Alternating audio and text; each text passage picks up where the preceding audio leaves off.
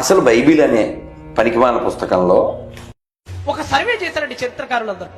అసలు ఈ వందల కోట్ల లక్షల పుస్తకాల్లో ప్రపంచాన్ని అత్యధికంగా ప్రభావితం చేసిన పుస్తకం ఏదిరా అని కొన్ని వేల మంది చరిత్రకారులు కోట్ల మంది పుస్తకాల మీద పరిశోధన చేసినప్పుడు వాళ్ళు ఒక డాక్యుమెంటరీ రిలీజ్ చేశారు.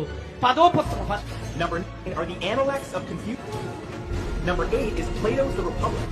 Number 7 is The Art of War. Number 6 are the Rights of. Number 5 is The Wealth of Nations. Number 4 is the Communist Manifesto. Number 3 are the complete works of. Number 2 is the origin of. And number 1 is the Bible. But that is one and only Holy Bible.